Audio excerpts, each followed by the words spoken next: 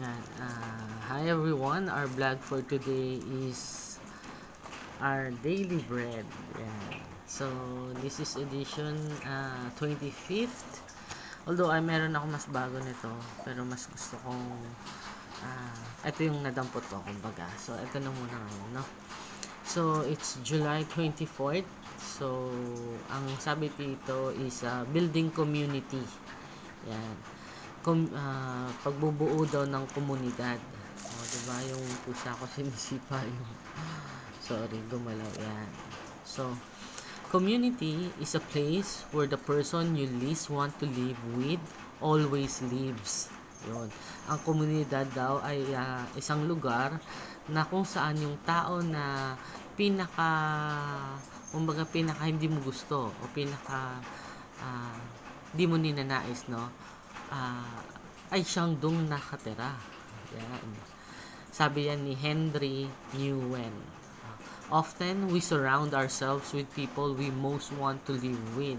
Kadalasan, gusto nating mapalibutan tayo ng mga tao na pinaka gusto nating makasama. No? Which form a club. Yan. Kung saan ay ito ay kumbaga nagbubuo ng isang parang club daw, no? Not a community. Ngunit hindi ito ay komunidad, no? Iba kasi yung club sa community, mas konti lang yung ng community pero ng club, pero yung community mas parang mas malawak o mas malaki, no?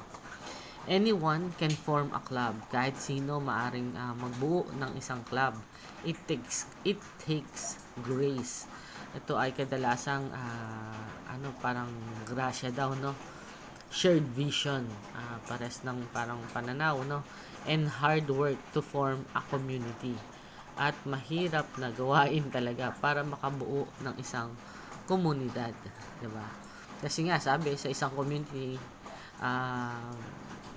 yung sabi ni Henry, no, Newen, na ang komunidad ay yung isang kumbaga ang community daw ay isang lugar na hindi mo ini-expect o inaasahan na nandun yung mga taong gusto mo makasama, kung saan kadalasan nandoon yung taong pinaka hindi mo gustong makasama o pinaka hindi mo inaasahan. Yan. The Christian Church was the first institution in history to bring together on equal footing Jews and Gentiles, men and women, slaves and free. Yan. Ang Kristiyanong simbahan daw or sambahan ang kauna-unahang institusyon sa history daw, no, to bring together para magbuklod sama-sama ang parehas na ng tingin ng tao sa isang mga Hudyo at Hintil or Gentiles. Men and women, lalaki man o babae, alipin man o malaya, free, no? The Apostle Paul waxed eloquent on this mystery, which for ages past was kept hidden in God. Yan, si Apostle Paul daw ay mismong nabibighani din, no? Na yung mystery or namimisteryosohan, parang ganon, no? Na matagal ng panahon, itong mga bagay na to ay nakatago sa Panginoon by forming a community out of diverse members, sa bubuo ng isang komunidad mula sa iba't ibang klase ng miyembro. Yan. Paul said, we have the opportunity to capture the attention of the world and even the supernatural world beyond. Yan. Sabi niya, tayo ay mayroong oportunidad para makuha ang atensyon ng mundo at kahit na ang mga supernatural world daw and beyond pa. Yan. In some ways, the church has sadly failed in this assignment. Sa ibang paraan, ang ating simbahan ay nakakalungkot na bumagsak sa mga ganitong assignment daw o yung parang dapat nagagawa no. Still, church is the one place I visit that brings together generation. Ah, ganun pa man, ang simbahan ay ang nag-iisang lugar na pinupuntahan ko na nagbubuklod sa mga henerasyon. Yan. Infants, ang mga sanggol, still held in their mother's arm. Children who screams and giggles at all the wrong times. Responsible adults who know how to act appropriately at all times, and those who may drift asleep if the preacher drones on too long. Ayan, dinidilaan ako nitong pusa ng sister ko. Ito, makulit siya. Huwag ka makulit. Sige, magpakita ka na sa camera. Ito siya. Ito. Kulit ni Mag. Yan. So, asan na ako? Ayun, diba? Sabi niya, yung church na, yun, uy! Ayun, kala ko, kinagat niya yung Bible. Ayan, sige, laruin mo na yan. Ayan, the infants at all times. Ayun, nasa na ba ako? Kulit kasi ng pusa na pinupunit na yung papel. I visit that brings, yun daw, yung church daw is the one place, ang kaisa-isang lugar na binibisita niya that brings together generation, na nagbubuklod sa mga henerasyon. Infants, ang mga sanggol na bit-bit ng kanilang magulang sa kanilang bisig. Children who screams and giggles, ang mga bata na na bigla na lang parang sumisigaw o bigla na lang tumitili, no, at all the wrong times, sa mga maling oras, no. Halimbawa, solemn, tahimik, tas biglang iiyak o biglang tatawa, no. Responsible adults who know how to act appropriately at all times, sa mga mga nakakatanda na, no, na alam kung paano kumilos at gumalaw ng tama sa lahat ng oras. And those who may drift asleep, at doon sa mga inaantok dahil sa mahabang pagtuturo, no, pag-preach ng message. If you want the community, ang sabi ni Philip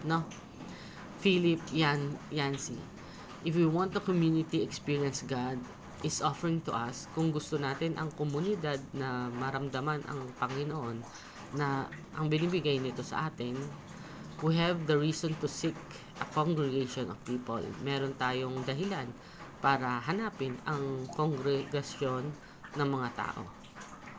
Not like us, na hindi tulad natin. So, ito may prayer din siya sa baba. So, Lord, remind us that the church is your work. Panginoon, paalalahanan niyo po kami na ang simbahan ay inyong gawain. You have brought us together for your good purposes. At dinala niyo kami sama-sama para sa inyong magagandang gawain o purposes. Help us extend grace to others. Tulungan niyo po kami na magbigay ng grasya sa mga iba. Sabi din ni G.K. Chesterton, the man who lives in a small community lives in a much larger world. Yan, ang tao na nakatira sa maliit na komunidad ay namumuhay sa mas malaking bansa. Yan. Yun lang. So, ito, parang dito sinasabi niya, no, sa Ephesians din, no, 2 verse 19, 3:11, the mystery is that through the gospel, the Gentiles and heirs are heirs together with Israel, members together of one body, and sharers together in the promise in Christ Jesus. Yan ang sabi sa Ephesians 3 verse 6. So, kumbaga parang um, with this sa aming community, meron din kaming, syempre minsan may mga tao na parang ayaw niya yung tao na yun dun sa komunidad nila, no? Kayo din sigurado kung meron. Yun na nga sinabi ni ni Henry, no? Na may mga ganun daw talaga na hindi natin na-expect. Hindi pwedeng pagpunta mo sa isang community, lahat ng tao dong gusto mo. May isang tao talaga dyan na parang off sa'yo o hindi mo gusto, no? Pero siguro we have to share yung gospel, yan. We have to invite them sa church, yan. Tapos matuto tayong magpatawad sa mga tao na nakagawa ng hindi maganda sa atin, nakapanakit, or feeling natin nasinghalan tayo, o nasabihan na hindi maganda. Yan, we have to learn to forgive one another. Yan ang pinaka main purpose, no? Matuto po tayo na magpatawad sa mga taong nakagawa ng hindi maganda sa atin. Sabi nga, diba, sa Panginoon, treat your enemies as na rin, parang a close friend, diba? Kung tayo na makasalanan, hindi marunong magpatawad, paano pa tayo patatawarin din ng hindi marunong magpatawad sa mga taong hindi nakagawa ng maganda sa atin? Paano pa tayo patatawarin din ng Panginoon sa mga nagawa nating mali sa Kanya? Diba? Lagi natin tatandaan din yung sinabi sa Matthew 7 verse 9, no? If you have a son, or kung meron po kayong anak, hindi niyo po ba pag humiling siya ng tinapay, bibigyan niyo po ba siya ng bato? Diba? If he asks for a bread, would you give him a stone? Diba? If he asks for a fish, ayan, verse 10. If he asks for a fish, would you give him a snake? Diba? Pag nagmingi ba siya ng isda, bibigyan niyo po ba siya ng ahas? Diba? So, yung pagpapatawad, binigay po yan sa atin ng Panginoon. Kaya dapat matuto din tayo magpatawad sa mga tao na nagkamali sa atin. Yun. And sa paghihiling naman po, yun ang verse na sinabi ko, minsan di lahat ng hinihiling natin binibigay ng Panginoon, pero sabi niya nga, kung tayong mga masasamang tao, nakakapagbigay ng magandang bagay sa ating mga anak, paano pa siya, nating Panginoon, na hindi nga kaya ibigay yung hinihiling mo o hinihiling natin? So, yung humihiling dyan ng breakthrough, sinasabi ng Panginoon na yung hinihiling nyo po, yung matagal nyo ng inaasam-asam, yung matagal nyo ng pinagdarasal na tao, na yung pinakamamahal mo, na ang gandang balita, no? Yung pinakamamahal mo, magpo-propose na sa iyo. Yan ang sabi sa akin, no? Sinasabi ko lang yung message ni Papa God. So, pag may message, I have to impart it with you. Yun yung sabi sa mensahe. So, yung hinihiling mo na matagal mo nang pinagdadasal, kung ano na ba yung status yung magjowa, no? Kayong mag-boyfriend. Eto na, dumating na. Magpo-propose na po sa inyo yung taong pinakamamahal nyo. Yan. So, yun ang message natin. Tapos, I have to pray for you guys. Prayer na po tayo. Healing prayer. Sundan nyo po ako at sumabay po kayo sa ating pagdarasal. Heavenly Father, we come to you today seeking healing and restoration for the sick and weary. Remove their pains and grant them healing miracles with your mighty hands. Help them to know that you don't give trials we cannot face, because we never face them alone. Through the power of your name, I destroy, cast down, shatter any stronghold that is keeping them from living complete freedom and victory in you. Calm their timid hearts and bring rest to the weary places. Yan, sobrang lakas po ng anointing sa kabila ng screen na to. Yung nanonood ngayon, para sa'yo talaga to. Ayan, sobrang ramdam ko yung mga sakit nyo, yung nakahiga sa kama, nakaratay, nakabedbound, pagagalingin daw po kayo. Yung operation na kailangan yung kunin, na pangatlo nyo ng operasyon, Gawin niyo po kasi yun na po yung makakapagpagaling sa inyo. Yan sinasabi sa akin ngayon. Um, yung mga may mga disease, ito po yung word ni Papa God. He's healing you, pinagagaling po kayo. Kaya sundan niyo po ko. Ama, humihingi po kong tawad sa lahat ng kasalanan ko. Hindi ko na po uulitin. Pumasok po kayo sa aking puso. Gagawin ko kayong Panginoon at tagapagligtas. In Jesus' name, we pray. Yan. Sobrang lakas na anointing, so I have to say this. Thank you, Holy Spirit, for gracing us your grace and mercy. We accept the healing. This we ask in your mighty name, Father, we pray. Amen.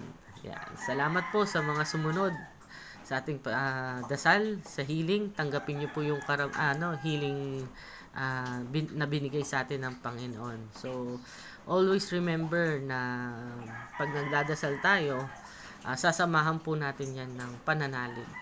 Okay? Hindi naman pwedeng nagdadasal tayo pero iniisip natin masakit pa rin. Sometimes may sakit pa rin pero eventually nasa recovery period ka, pagagalingin ka pa rin, no?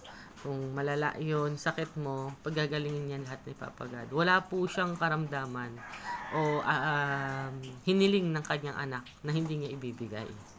Yan na lagi po natin tatandaan at till our next vlog, and salamat po sa mga oras na ibinigay niyo sa akin ngayong araw na ito.